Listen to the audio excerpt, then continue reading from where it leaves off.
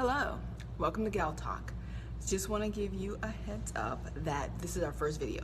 So we know that we're working on the video quality and the backgrounds, but the content is going to be spiritually beneficial. Welcome. Welcome to gaLtalk, a new show for women with an emphasis on discussing the cares and concerns of life from the perspective of women of color. gaLtalk is not just talk. GAL is an acronym for Get a Life. That's life with a capital L, as in life in Jesus. We're not just here to talk, but to share with you wisdom you can trust. Now, what we will say will sound like it's countercultural at times, because it is. God's wisdom is often opposite of what we want to do. It's the hard thing to do a lot of times, but it's the thing that will bring us peace and contentment that other advice will not give us. Join us on this countercultural journey. Welcome to gaLtalk. My name is Raina, and I'm here with Angelica and Miriam and Kristen. And these women are women that I know whose walks I have admired because of their, just the way they conduct themselves, and they just honor the Lord in what they do. And as we are talking about our different topics, we'll talk about everything from self-love, contentment, fear, sex, men, all that with Jesus in the middle. You'll get to know these ladies, but you'll benefit from the wisdom that they will share. They are going to share wisdom I wish I had had as I was learning to navigate life with my little bit of wisdom. But when you come to know the Lord, you get you get access to his wisdom. And these ladies have been in my life. I've known them to be able to share that wisdom that God gives. So before we get started, our show today is on self-love and body confidence. But before we get started, these ladies are going to introduce themselves to you. Kristen, can you tell us a little bit about yourself? As said, let's see, I am 27 years old, soon to be 28 next week. I am a wife. I am a mother, new mother. Let's see, I am a Sunday school teacher. I work. So there's a lot of different facets, a lot of different parts of me and of my life. But number one, I am a Jesus girl. So I love him. He walks with me. He guides me, calls me his own. And so I am happy to be here to share the little bit of wisdom that I have, but to gain so much more. Miriam, what about you? Hi, I'm Miriam. I am a new mother as well as Kristen. I have a 5-month-old, and I've been married for about 7 years now. I am a Dallas Seminary graduate. I met the Lord kind of shortly after I exited high school and as I was transitioning into college. And I got a major in music. I majored in music and business, and so I run a lesson studio. That's kind of what I do with my daytime. Yeah, and then in the evenings, I'm a mom and a wife. And Miss Angelica. Hi, everyone. My name is Angelica Jackson. I am 23 years old. I work in public relations, digital media. I am Gen Z, so social media is my bread and butter. I live and breathe it, and I get an opportunity to work in it, and that is so exciting. I'm really excited to be on here tonight and just to get to talk with these ladies about these very exciting topics that I know all of you are interested in, because I'm also interested in them. That's good. I want to ask a couple of questions. What is the most important piece of wisdom you would share with your 12-year-old self? I would tell my 12-year-old self to trust the process. Because I have always been a headhunter, a go-getter, always just chasing a dream, just chasing everything. But there are times where I got discouraged or I wanted to give up. But I would just tell myself, trust the process. It'll happen. Take your time. You have time. Trust the process. Trust the process is what I would tell myself.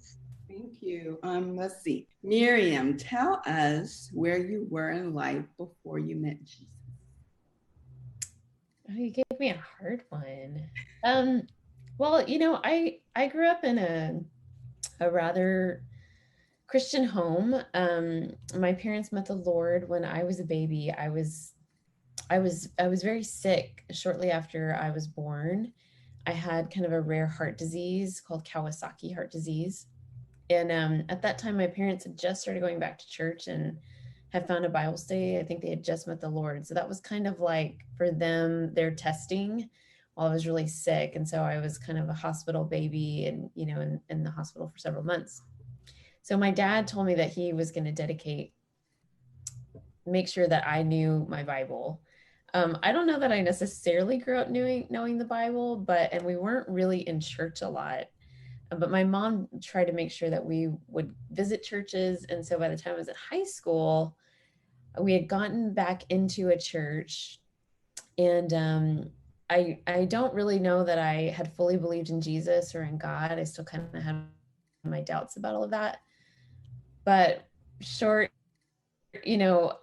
make the story a little bit shorter, I basically had this real crazy anxiety attack and a panic attack, and it just happened real suddenly. So after that night, I struggled with panic and anxiety attacks for the next 2 years.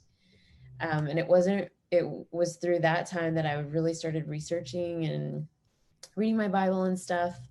I sought out lots of different religions, lots of different ways to get some peace. And so I would say that my life before I met Jesus was really characterized by fear, anxiety. Otherwise, I think I thought I was a good person, but I really had a lot of sin patterns in my life that didn't really come to the surface until that anxiety attack appeared.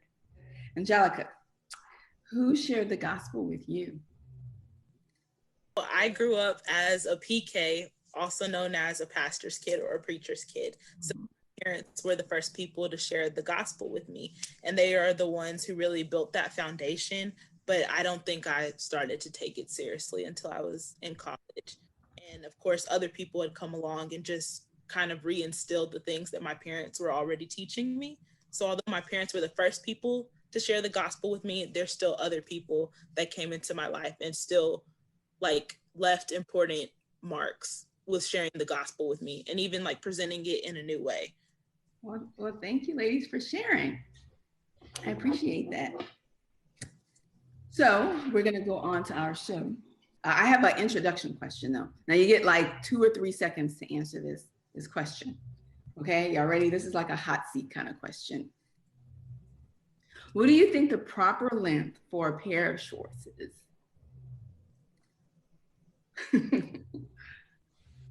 Don't jump in at the same time.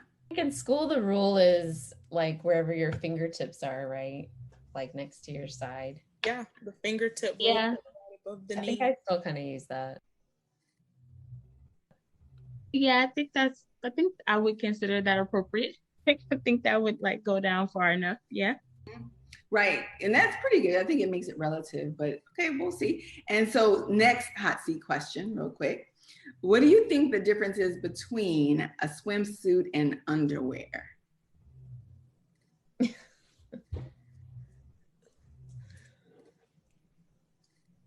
One is designed to get wet. Okay. I concur.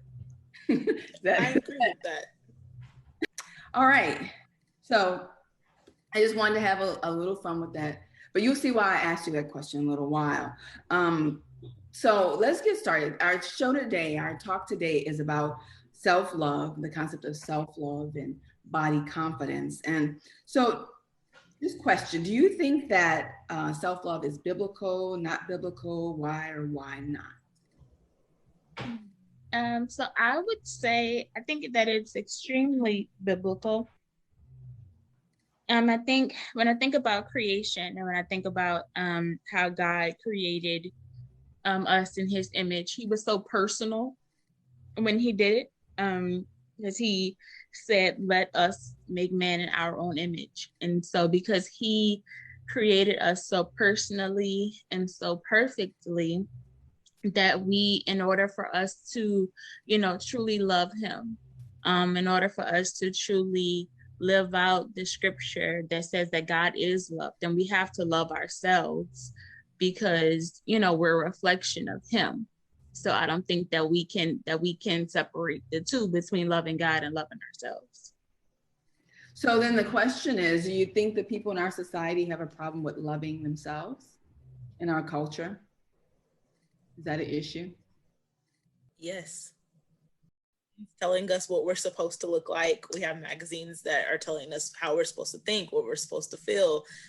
Social media is a big thing. Even like the spirit of comparison. You see something and you're like, okay, that's how I'm supposed to be because this person is like this. And everyone, not everyone, but most people have struggled with that at some point. I agree with Angelica. I think maybe the way I'm thinking of it is a little bit different, but I think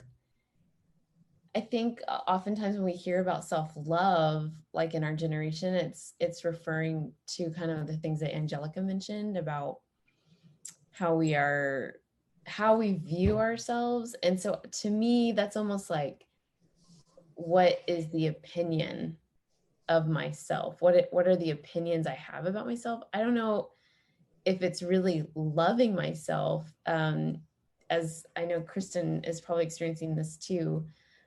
I just had a baby and it's not hard to love myself. It is so easy to love myself. Like when she cries, I don't immediately like, I just have to get out of bed and just like go pick her up. I mean, I want to stay in bed. And so I think we all have these, I mean, we quite frequently put ourselves first. We put ourselves first. I mean, if I'm cold and my husband is, you know, not cold, I'm like going to turn up the heat because I'm thinking about my own desire. So I guess in that sense, it's like almost, is self-love our self-opinion, what our self-worth is? Because the Bible says that we do love ourselves. I think the biblical approach, when God tells us to love your neighbor as yourself, it assumes that you love yourself a lot.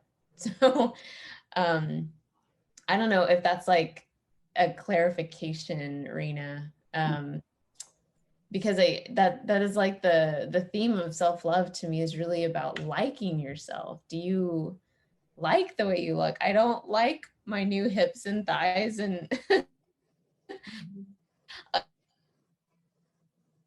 underbelly, maybe kind of like Angelica mentioned in the comparison thing. But do I put my self-interest first? Naturally, I do. And do I think our generation does? Yes. I think our generation is always thinking of what benefits me. How does this serve me? How does this impact me? You know, we often struggle to even think, how does this impact my spouse? How does this impact my parents? How does You bring up an interesting point though. So I think we have talked about on a couple of different levels, right? Because what you're talking about is self-love as in selfishness and attitude, and then this expression of visual, you know, what am I looking like and what do people say about me, and what is the standard out there in terms of how I'm supposed to look, you know, versus just that. So there's, I guess, a two-part to our concept of what self-love is, right? That selfishness and then that body confidence. Is it really that different?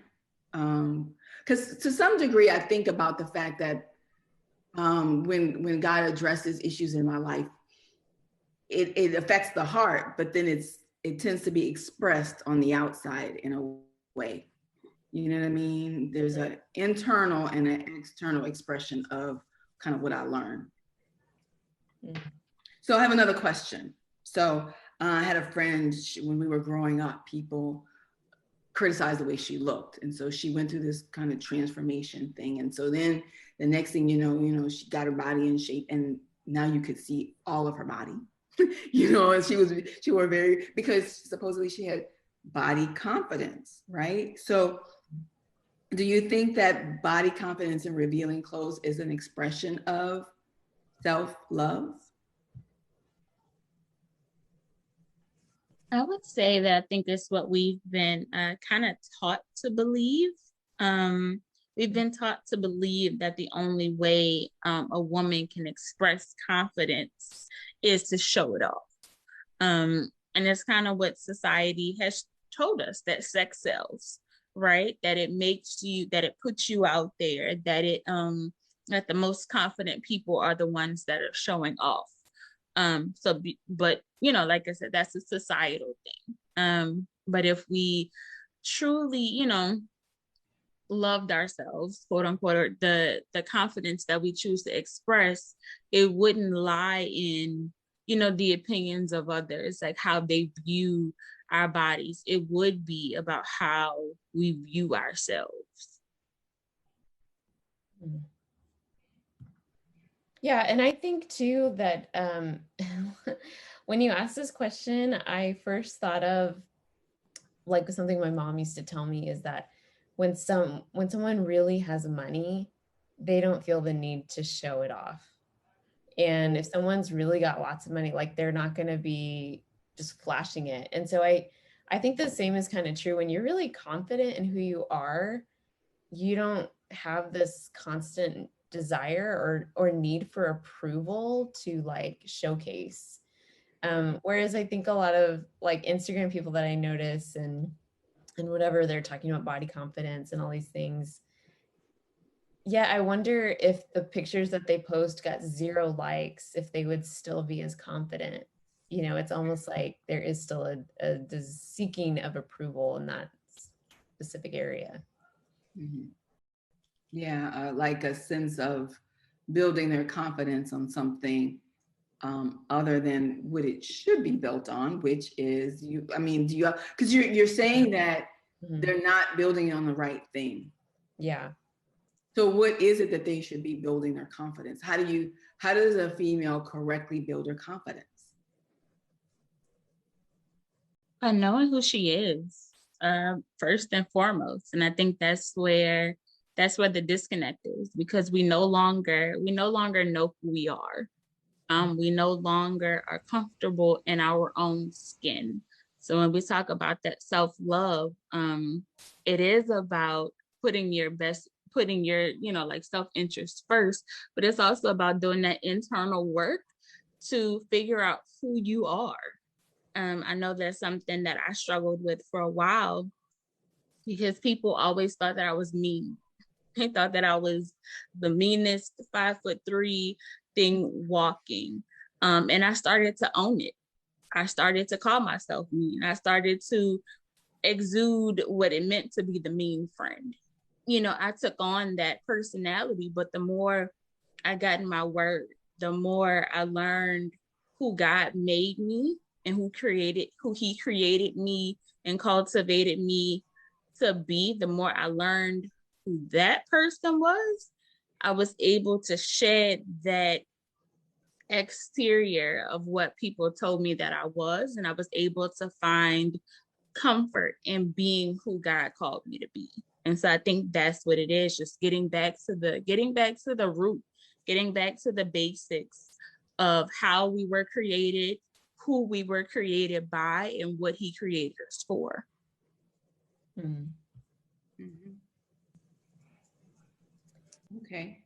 So Kristen brought up something that I personally experienced too. And you know, in my experience, it was that I had built my confidence on or my self-worth on a man, whether he, you know, loved me or liked me or not. And so when he no longer liked me, my world came crumbling.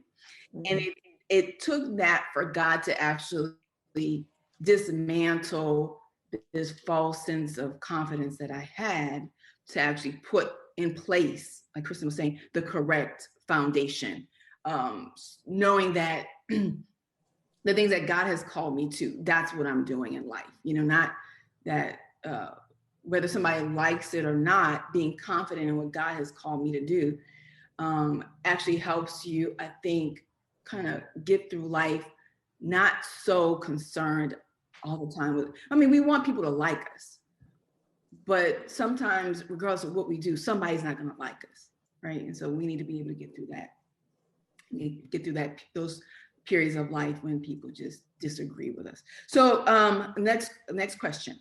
So I heard a Muslim guy. He turned Christian, and he was talking about as he was growing up as a Muslim, his mom would warn him about the American morality, because Americans, you know, the way they dress on the beach, and the way you see stuff, you know, like they act in movies, because America was a Christian nation. That's how Christians are. That's basically what she taught him. You know, Christians are like that. So is it fair to relate the way a woman dresses to her morality? I think it's a little bit based upon the culture you're in. And I know that's kind of why we were all hesitant when you asked the questions about the shorts and the swimwear, because it's so different. And not even just in different parts of the world, but like even within the US, like just a cultural demographic. I feel like I'm Hispanic, and I feel like Latin women tend to just be more revealing. Like that's just a part of things that, you know, is typically, not always, but typically found out a lot. And but I guess it just kind of goes back to the heart, because you could be wearing a cardboard box but if you're like, your heart isn't in the right place, then that, you know, it doesn't really matter. You could be wearing something that you don't feel is revealing, but it maybe could be perceived that way to a different woman. And so I think that that's kind of where the area gets a little bit gray, right? I guess so. You know, when Paul talks about dressing modestly, Mm-hmm. I do notice that there is no exact, well, this is how long the shorts should be, right? Mm-hmm. So I think in that sense, you get the sense that culturally you need to be sensitive to that. Mm-hmm. But I also think that there is like, so I came to Christ and I had short shorts. That's what I came with. And I would go with, I mean, I went to a church function with short shorts and somebody approached me on it, right? And so for me, it was fine because culturally, I mean, I'm coming from the world. It was all good, you know. But I did have to, when the person approached me, evaluate, you know, and I did have to think about what they said in terms of what was appropriate and what wasn't. I don't know. I think it is it's a hard. Now, your context could be even different, because I have some really short shorts that are so comfy, and I love to wear them around my house when it's, I mean, we're in Texas. I live in Texas, and it is like today, I think it was 97 degrees. It's like really hot. My car said 100. My car said 102. So yeah. And see, I'm in New Orleans, so y'all know it's hot. And it's a wet hot. It's not even a dry heat. It's a humid hot. Mm-hmm. But yeah, I agree with both of you. I think it's cultural, but I also think that it's you know, it's one of those things that you really do have to judge the heart, because when people, you know, and it's all about how you approach it. So even for the person that approached you, Raina, like if they came in love, it would come across much different than it would if they came in like a fierce Bible beating, you don't need to wear that, you know, type mentality. Yes. It's like one Sunday at church, you know, like I had on a dress, and when I sat down, it came up. Well, the usher at church gave me a little like sheet thing to put over my legs. Right. But she didn't embarrass me. She didn't, you know, you know, like call me on the front of everybody. It was just like, hey, she just went in the cabinet, came back, grabbed it, and I felt more comfortable.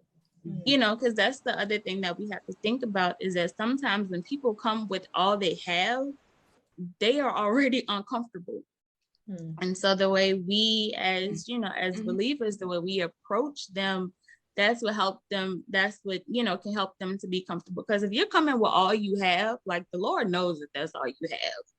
And so that's what he's, you know, that's what he is judging you by. Just like the, you know, the widow in the Bible, when she came with her pennies compared to the people that had tons of money, she gave her last, and the Lord saw it and he recognized it and he knew it.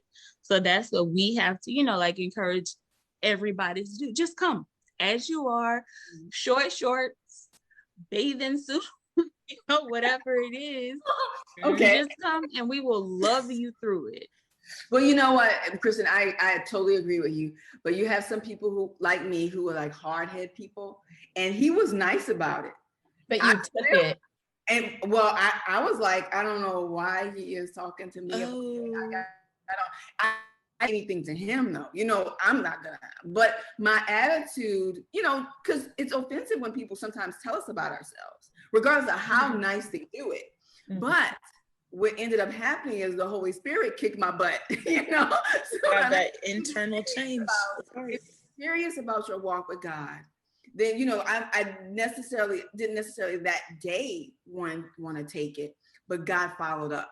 He did a follow up on it, you know. So, and I just was wanting to share this because you know, like I was saying, the context, I just think that's so important for young women to understand, is like, you may be in this context right now or in this season, but when I'm at home and I'm wearing my short shorts, like my husband gets to enjoy that because we are fully married. And that is like totally healthy. That's how the Lord designed it.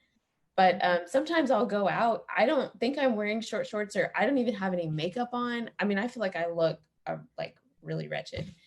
But I'll go running errands in the bank and stuff, and I feel like I'm getting attention that's unwanted. So even sometimes I just have to realize, like, my perception again of what I feel comfortable in still may be drawing attention from other places. And I just have to be aware of that. I am not necessarily responsible for other men doing that, but I do need to be aware of it and to be conscious of it and say, like, am I seeking this type of attention? Am I causing someone to be distracted? Because that's another thing I know we haven't touched on, but that we just don't want to cause our fellow brothers in Christ, or just we just don't want to cause them to stumble or to get distracted. We want their eyes on their wives or on their lives, whichever it may be. I'm going to use that tagline: focus on your wife and your life. I like that. That needs to be a hashtag. New hashtag. Hashtag.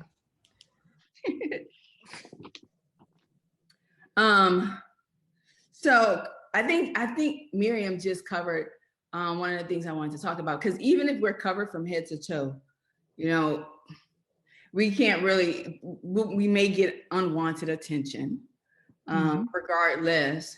And even if a woman is covered from head to toe, doesn't mean she really has a relationship or her morality is actually being expressed through what she is wearing. So do you think that as Christians, you know, that Christians are judgmental about people, like believing what they should wear, what they shouldn't wear? I mean, how do you separate, you know, this is like Kristen mentioned, somebody came up to her and put a little lap scarf on her, you know, on her lap, right? Like covered her little dress up. Yeah. So, but for her to recognize that and to do it, she made some type of judgment about what was appropriate and what wasn't appropriate. So, you know, how does a Christian not be judgmental, but actually look at, I don't know, purity, modesty in a biblical way? And so is it judgmental to say, oh, those shorts are too short? You know, those pants are too tight. That low cut is too low cut. Is that judgmental? No, I think that's discernment. Or can be discernment. Yeah, I think it can be. I think it can be a multifaceted thing. Because I'm pretty sure when, like, the lady at church, of course, it was an older lady, but I'm pretty sure when she saw me, when I sat down, I was trying to pull my dress down. So because she kind of saw my struggle of, you know, like trying to make sure I was appropriate. Because as a young lady, like I was developed early. And so, you know, like I've always been aware of, you know, hey, you can't wear certain things because it will cause the attention that you don't want. And so having that awareness makes me conscious of what I put on. And so because she kind of, you know, saw my struggle, she lent a helping hand and, you know, like gave me the lap skirt to to put on. So I didn't feel judged at all. Now, like I said, but she didn't shame me. She didn't, call me out or anything. So I think that's where it comes from, because, there have been other people that I have seen at my church that have intentionally worn short clothes, tight clothes, and have sat in like the front row of a Sunday school class with the married Sunday school teacher up there. So, it's like, so what Miriam said about the heart, that's the important part, to know the heart and to know the intentions of the person. And we do fall into a judgmental trap. If we're honest, the first thought that pops into our head probably isn't the nicest one, but we move on past it and we evaluate the heart. It's like, okay, is this person here because they really want to know the Lord? Well, okay, well, let me, talk to them. Let me see maybe what they're going through. And let's see if I can, if I can lend a helping hand, or, if they don't have any other clothes literally to their name, maybe we can see if there's something, like if someone's, wearing something revealing, but they're shivering, like that kind of lets you know that, okay, they're cold. They didn't have anything else. So I think paying attention to like the nonverbals and using the discernment, like Miriam said, I think that's the key, is to be able to discern where the person is and what their heart situation is.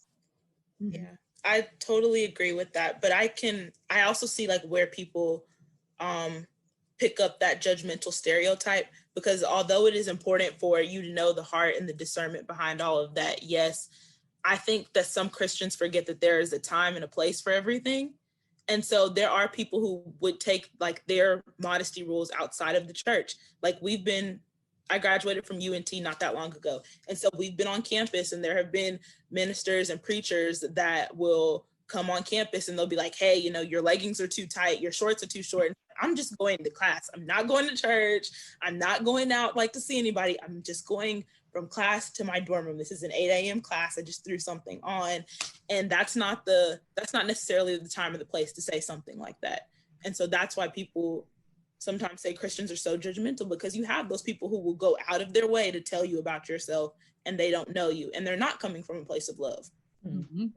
And you know what? I think Angelica brings up a good point, because so as a Christian, we may understand some things about modesty, but what does that mean to a person who has no relationship with the Lord, right? So the question is, does God really care about the way we dress? So I always think about the phrase, to know better is to do better. So for a person that doesn't know, I would not expect them to do better. However, I do expect a person that is learning to consistently, or even, not even consistently, but to be putting forth effort to know and to grow. So just because, like I said, on a first encounter, somebody might not know what modesty is, I would say that the more they encounter Christ, the more that they will change. And part of what may change will be their wardrobe, just like everything else. Because the Bible tells us that, he that is in Christ is a new creature. Old things have passed away. And so when we apply that scripture to every facet of our lives, then, if we were scantily clothed before, then we would want to, do better and wear more appropriate clothing. Now, again, that doesn't necessarily mean that your clothes have to be hemmed to your ankles. It could simply mean that your clothes like aren't as tight, aren't as huggy, or like it could mean that instead of like a razorback shirt, you might just wear a t-shirt, so that could mean different things for different people. But there will be a change in you when you encounter Christ. I think he cares just like he cares about everything. He numbers our hairs. how inconsequential is that? So yeah, he definitely cares, but I think he's also patient and loving enough to allow us to get to where we need to get with him. why would God care about modesty? I mean, why would God care about the way we dress? You know what I mean? What is the big deal about the way we dress? I mean, and this is for guys too, because they sag, right? And honestly, I was at, and this is still in my brain, obviously. I was at a parade in New Orleans, and on a float, there were a couple of guys who were on a float who decided it was too hot and they were going to take out some clothes and dance provocatively. And so it's for guys too, you know. So it's not just a matter of women being appropriate in their dress or what they're revealing. I mean, it's a two-way street, but why is dress a big deal when we think about it, when we're talking about being appropriate and what God would have us to do? I would say I think we as a society have made it important. I definitely believe he cares, but I think that we as a society has made it important. Because I remember a pastor told a story about when he started preaching at a church. He wore different color button-down shirts, and an older lady came up to him one Sunday and said, "Hey, you know, preachers are only supposed to wear white shirts, so make sure you have on a white shirt next week." And so, you know, he kept wearing his multicolored shirts. And, you know, the lady approached him again and told him the same thing. And he said, "Okay, so when you can point that out in the Bible for me, then we can talk about it. You know, then I'll wear a white shirt." And then, you know, he was never approached about a woman again.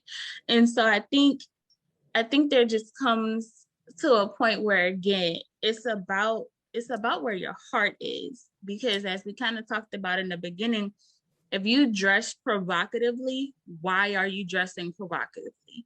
Because honestly, 9 times out of 10, you're either one, doing it because sex sells and, you know, you want to be popular, and the way you think you will accomplish that is to show yourself. Number 2, again, you're looking for attention. You see everybody else doing it, so you want to do it too. And so again, nobody's saying that you have to be fully clothed from head to toe, but I think there's a level of appropriateness that comes with being comfortable with who you are. And I think when you do that, then you realize that in order to be loved and accepted, that you don't have to show everything to everybody. You know, like there is something that you can keep to yourself because you are a treasure, and you should, you know, value yourself and not put yourself on display for everybody.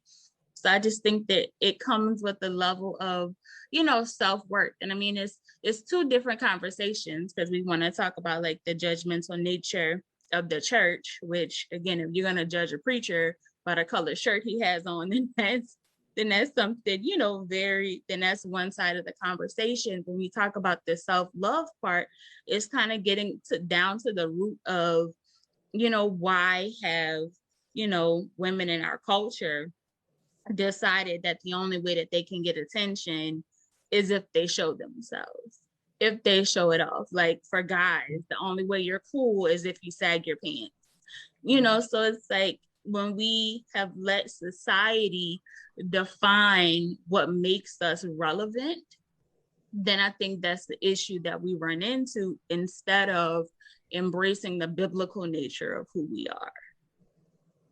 Mm-hmm. And I want to connect what you said to what Miriam said a bit about her little short shorts that she wears around her house. That there's a time and a place. And I think that, as you know, you mentioned, Miriam, there is an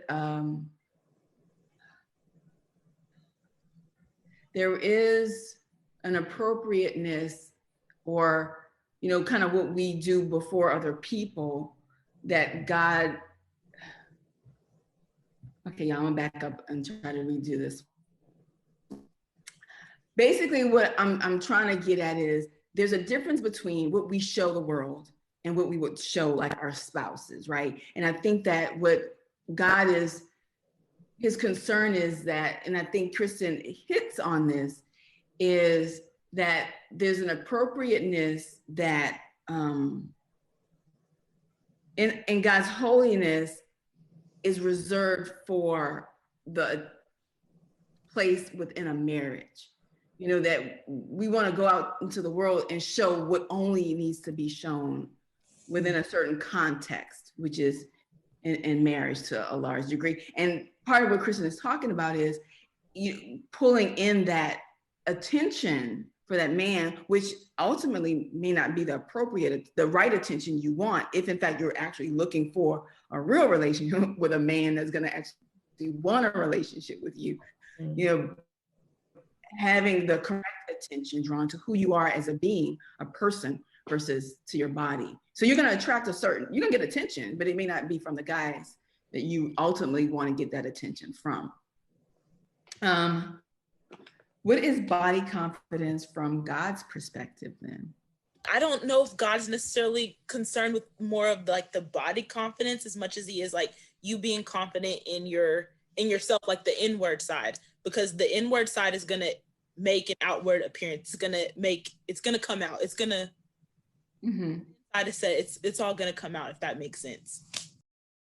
And I also think, the more I read the creation story, and the more I read Genesis 1 and 2, and just kind of hearing about how, you know, like the Bible specifically calls out that Adam and Eve were naked and not ashamed.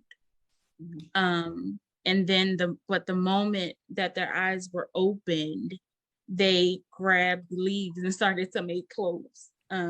That, you know, calls out to me. And it's like crying out more and more, because body confidence is something that I think so many people struggle with. Just being a new mom, you know, like my body does not look as it did before. I mean, in some ways it looks better than it did before, you know, before I was pregnant with my daughter, but in some ways it doesn't. And so I think a lot of women, you know, fall into especially new moms fall into that like snapback body. You know, like they call it, or after a breakup, every woman like wants a revenge body and stuff like that. But, you know, I think that if we just got to the place where we could be truly naked and unashamed, like we could stand in the mirror as ourselves, fresh out the shower, and just look and say, look at what the Lord made, you know, like, and he called this very good. Like everything else was just regular good. But when he made the woman, he said that the woman was very good. So it's like, if we could just like look and, you know, say, this is how God made me, you know, like I love my eyes because they're brown and they pop, or I love my cheeks. So, you know, if we could learn to do those things with our bodies, and I think that is what God created us for, to just appreciate our bodies as it is. You know, of course, that's the behind closed doors thing, but, you know, just to like take a minute to reflect and appreciate how God created us, because he did a great job when he created. Yeah. So, all right. And we're wrapping up, you all. So for a female who doesn't know the Lord, how would a conversation about self-love, confidence, modesty, how would that affect her life? Well, I think when as kind of Angelica started us off, it's no secret that in this generation that we're in, with all of the access to different things that we have, that comparison is just a natural, often, not always, but often a natural thief of joy. I mean, you know, just because we can get and just go on this terrible route when you get into comparison. And so I think for someone who doesn't know the Lord, if you're grounded in what your looks are, or since that's the specific aspect we talked about tonight with self-love, you're missing what Kristen said, you're missing your creator. And you just can't really know who you are if you don't know your creator. And I think that's become more evident to me, and being a mom, actually more so for my husband, as he says, I look at my daughter and I just think she's done nothing to earn my love. She really has nothing to offer me. At this point, she's just flailing around. She can't talk. She can't give him words of affirmation. She can't even make him a birthday card. He just loves her because she's his. That's a glimpse. It's a small picture of what God has given to us to kind of know how he sees us. And of course, he sees us so much more perfectly, and he's created us so much more in tune. Obviously, I'm not the creator of my daughter, but I think that's what I would say, is that right now, if you don't know the Lord, you don't know Jesus, you're not really sure who God is, then that's okay. That's okay. He wants to come alongside you. Just know that his perception of you is far greater than you could ever know. Mm-hmm. All right, so here we go. Wrap up questions real quick. Thoughts. 1 minute, y'all. 1 minute. Pick an age and share with us, with the galaxy, one piece of godly wisdom you would share with yourself before, like, back in the day, about the topic we discussed today. Like, just, you shared something today, but what piece of it do you think really applied to you perhaps back in the day? So I would go back to my 14-year-old self, and kind of piggybacking off of what Miriam said, and let that minister to my 14-year-old self and say, you are worth the wait. And if they won't wait, then leave them alone, because you're worth waiting for. So that's what I would tell my pet self. I think that's good. I would say all of your assets don't need to be explored right now. They can wait. They can wait. Mm-hmm. I'd go back to college, Angelica, and just like tell her, hey, when you know him, you know yourself better. And once you know yourself better, you know your value. So you're not going to waste time on other people. You're not going to waste time on things that aren't aligned with your purpose. You don't need to waste time. And even like when you come down to people, it's friendships and like relationships between a man and a woman. So you know him, you know yourself, and you know your value. Yeah, and I would agree with you ladies. I think that in college, if I had a better sense of a relationship with the Lord, it would have given me better grounding versus looking at the people around me for guidance, like, what were they doing, and I need that in my life, kind of thing, versus I would have my own thing, I would have my own path, my own direction, versus following those people around me. So just because they dress that way and they look that way didn't necessarily mean that was the way I needed to present myself to get attention. So, all right. Well, I want to thank you all so much for sharing all of your wisdom. I am looking forward to getting to know you ladies better as we take this journey, countercultural journey for the most part, because I'm sure some of the wisdom that you all shared, we shared tonight, the ladies probably do not hear from the culture. So thank you, ladies, and y'all have a good night.